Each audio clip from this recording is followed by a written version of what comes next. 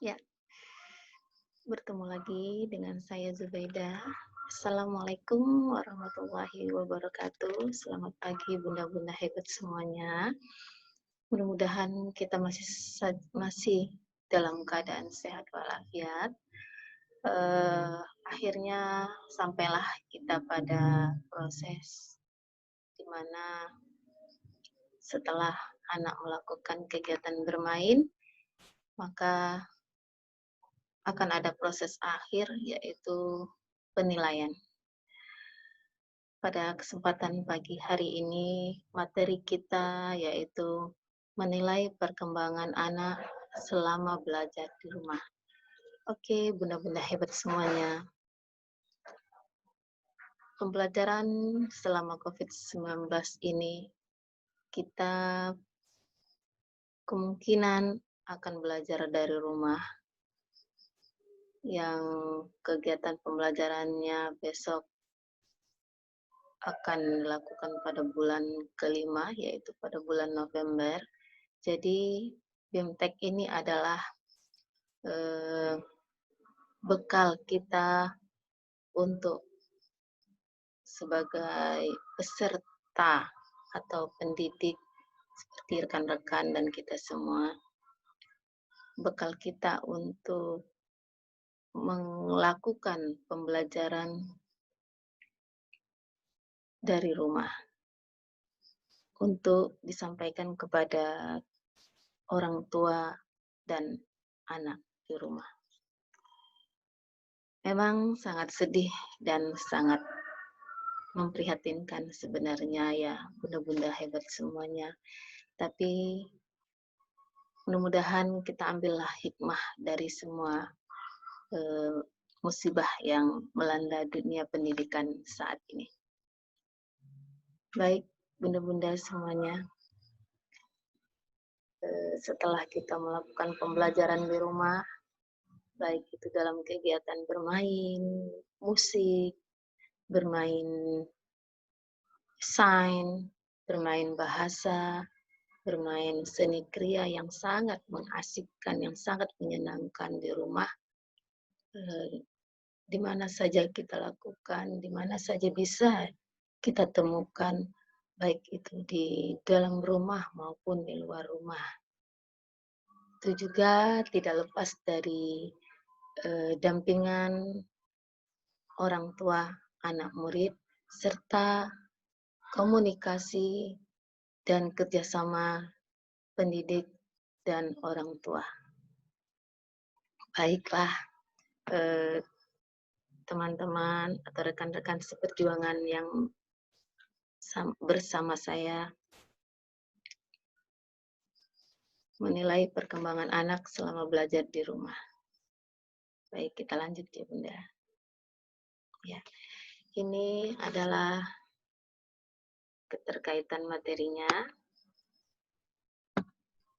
dengan materi lain. Ya, setelah kebijakan direktorat, kemudian pentingnya bermain bagi anak usia dini, bermain matematika di rumah, bermain musik di rumah, bermain seni kriya, bermain sains, bermain bahasa. Kemudian kita semalam merencanakan pembelajaran yang sederhana, yang hanya membuat RPPM saja, dan kegiatan yang kita berikan kepada anak dan orang tua bisa dipilih kegiatan yang mana dia anak suka. Kemudian sampailah kita pada menilai perkembangan anak selama belajar di rumah. Oke Bunda. Penilaian pada anak usia dini merupakan program pengukuran terhadap hasil kegiatan belajar anak yang dilakukan berdasarkan fakta, yang sesungguhnya mencakup 6 aspek perkembangan. Jadi penilaian terhadap pembelajaran yang telah dilakukan itu harus sesuai dengan 6 aspek perkembangan ya bunda-bunda, yang selama ini juga sudah kita laksanakan dan sudah ada di program sekolah kita masing-masing. Oke Bunda, ini adalah tujuan materi untuk peserta untuk kita semua bahwa peserta dapat memahami pengertian penilaian, mengapa perlu dilakukan penilaian, siapa yang melakukan penilaian, dan kapan penilaian itu dilakukan. Oke, kemudian peserta dapat memilih metode atau cara penilaian yang tepat untuk anak usia dini selama kegiatan di rumah. Kemudian juga peserta dapat melaksanakan penilaian terhadap capaian belajar anak selama kegiatan di rumah secara baik. Oke, ini adalah bekal untuk kita ya bunda-bunda semua. Kita lanjut ya. Nah, ya, bunda-bunda semua, apa itu penilaian? Penilaian pada PAUD merupakan proses pengukuran terhadap hasil kegiatan belajar anak yang dilakukan berdasarkan fakta yang sesungguhnya otentik. Penilaian bertujuan untuk mengukur tingkat pencapaian kompetensi, sikap spiritual, dan sosial, pengetahuan dan keterampilan berdasarkan fakta yang sesungguhnya. Jadi penilaian itu tidak asal-asalan saja ya Bunda. Kemudian tanpa ada data, tanpa ada fakta, tanpa ada bukti, itu bukanlah suatu penilaian. Nah, apa itu penilaian? Penilaiannya harus dibuktikan, apalagi pada masa COVID-19 ini. Oh, tidak bisa, oh, nggak ada buktinya. Tidak bisa kita bilang seperti itu ya Bunda. Semua sudah canggih, dan bahkan orang tua, wali murid kita lebih canggih dari kita lagi. Nah, tidak ada kata tidak bisa. Jadi penilaian ini harus berdasarkan fakta. Jika anak dan orang tua, anak melakukan kegiatan di rumah, kemudian orang tua mendampinginya. Nah, apa tugas orang tua? Membuat dokumentasinya. Kemudian, kemana dikirim dokumentasinya? Ke grup WA wali kelas masing-masing. Oke, Bunda. Saya rasa bunda-bunda semua, bunda-bunda hebat semua paham tentang bagaimana penilaian yang akan kita lakukan pada masa pandemi COVID-19 ini. Sangat simpel, Bunda ya. Oke, kita lanjut ya, Bunda. Ya, ini tadi penilaian. Ingat, penilaian tidak lepas dari 6 aspek penilaian. Ya, ada bahasa, ada kognitif, kemudian fisik motorik, sains, sosial, emosional, dan agama ya Bunda. Oke, kita lanjut.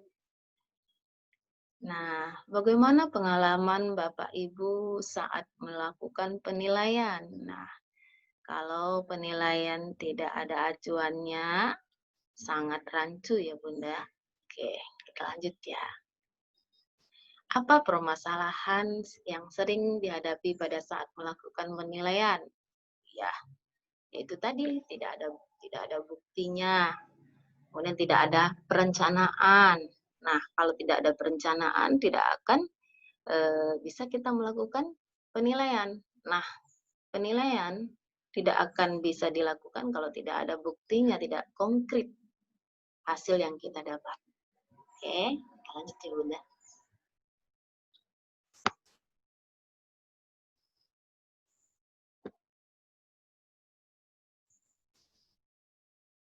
Ya, mengapa perlu melakukan penilaian? Ya, sangat perlu Bunda. Kita bisa mengukur hasil pembelajaran yang dilakukan oleh anak di rumah sebagai alat ukur ya Bunda. Oke. Kemudian siapa yang melakukan penilaian? Ya, yang melakukan penilaian adalah kita sebagai guru. Kemudian tidak luput juga dengan kerjasama dengan orang tua di rumah.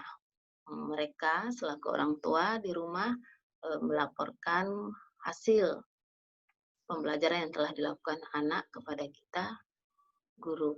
Nah, kita yang mengolah hasil penilaian tersebut. Oke, Bunda, kita lanjut. Ya. Kapan penilaian dilakukan? Ya, kapan penilaian dilakukan? Ya, penilaian bisa dilakukan setiap minggu. Pertama harian ya Bunda, harian, mingguan, kemudian bulanan, terus semester. Oke. Nah, bagaimana menyampaikan hasil belajar anak ke guru? Oh, berarti begini Bunda, bagaimana menyampaikan hasil belajar anak ke guru? Berarti orang tua menyampaikan hasil belajar anaknya ke guru, ya tentu mengikuti zaman sekarang ya Bunda. Ada WA, bisa SMS, bisa Facebookan, lewat inbox, ya kan, Messenger, ada Instagram juga, bisa banyak banyak cara untuk menyampaikan hasil belajar anak ke guru. Saling berkomunikasi. Oke Bunda, kita lanjut.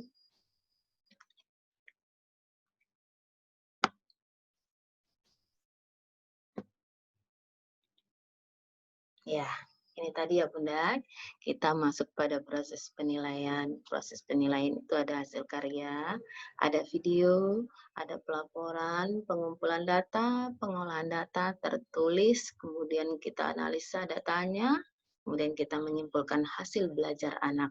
Oke, saya yakin Bunda hebat semua sudah memahami ini semua. Tinggal bagaimana kita melaksanakannya. Oke. Ya, ini juga ini. Di sini mohon maaf ya Bunda, PowerPoint-nya berantakan ini, tidak bisa dirubah. Ini adalah penilaian perencanaan pelaksanaan. Oke, kita lanjut aja ya Bunda ya. Nah, ini tadi cara menilai perkembangan anak.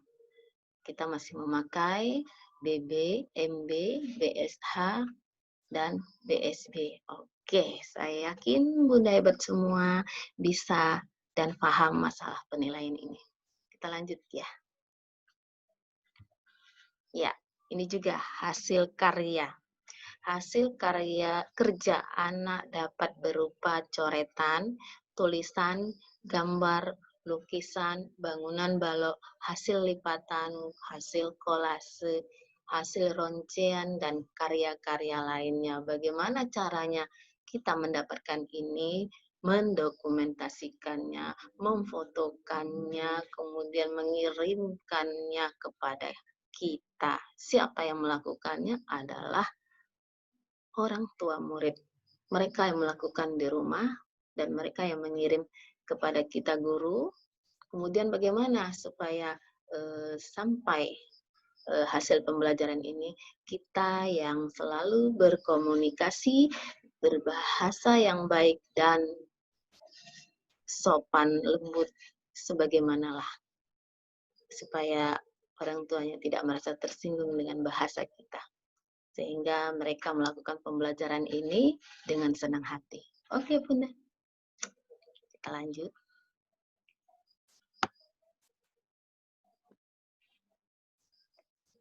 Nah, ya, ini saya rasa sudah kita lakukan ya Bunda ya di rumah ya, di sekolah, kemudian di rumah ini juga sudah kita suruh juga ini beberapa bulan yang lewat selama kita libur, ya kan?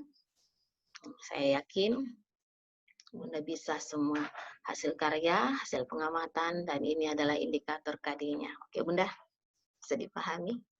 Kita lanjut.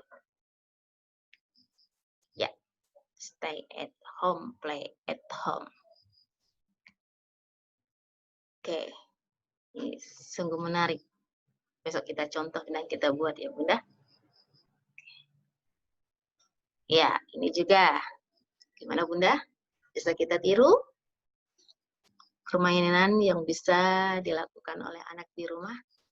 Tinggal bagaimana cara kita menyampaikannya kepada wali murid.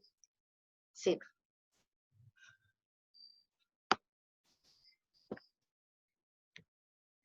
Ya, portofolio. Ya, ini merupakan kumpulan data yang diperoleh dari berbagai sumber yang menunjukkan pencapaian perkembangan anak pada waktu ke waktu.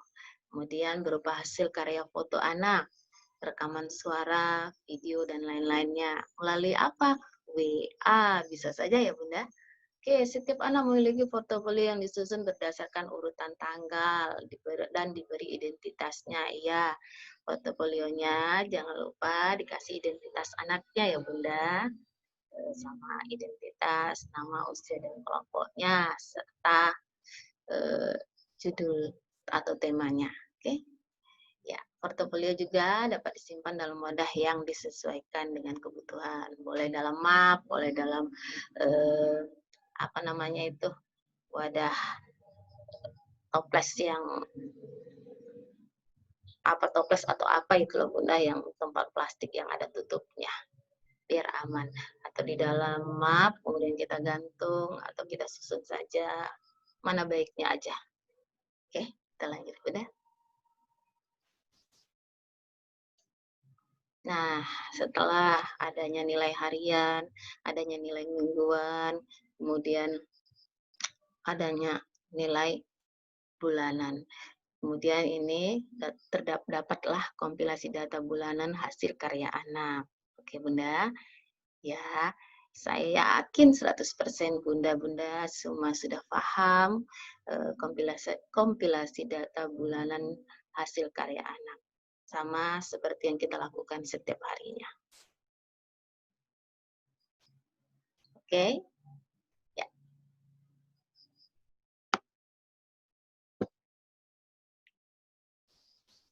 Kita lanjut ya. Nah, cara pengisian format penilaian perkembangan semester. Ya, dipermudah ya Bunda. Satu format untuk beberapa bulan.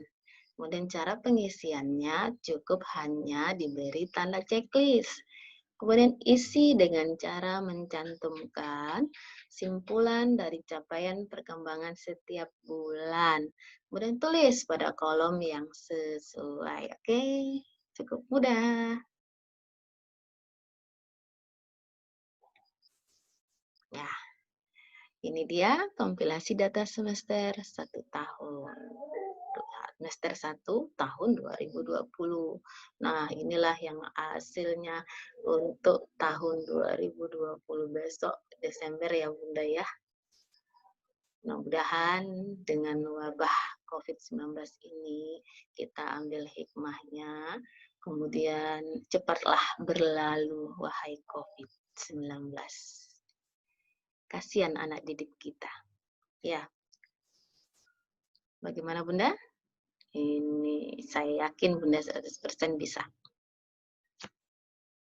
Kita lanjut. Nah, setelah itu baru pelaporan, kita terima rapor.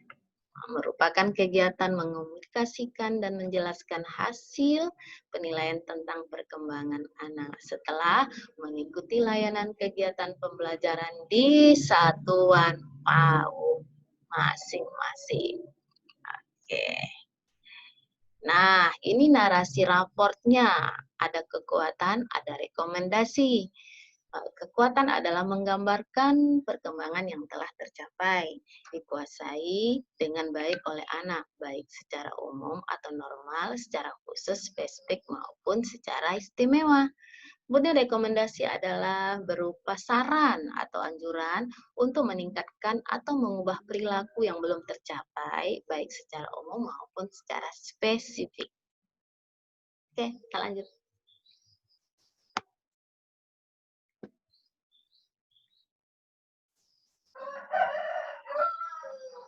Ya, bahasa narasi positif ini adalah contoh bahasa narasi positifnya ya Bunda ya. Ini Karel sudah dapat merespon saat dipanggil namanya.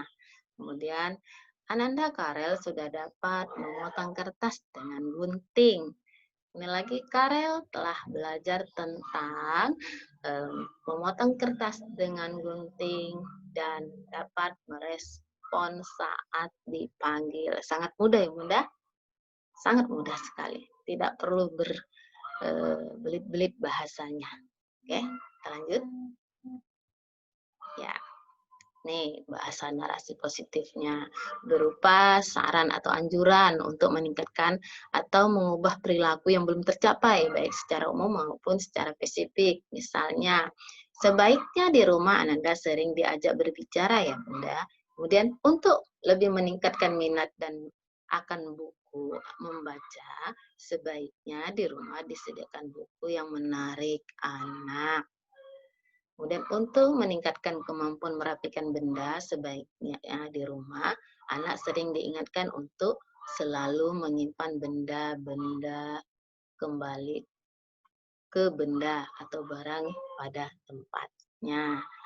Nah, semester mendatang kami akan terus memantau kegiatan Ananda.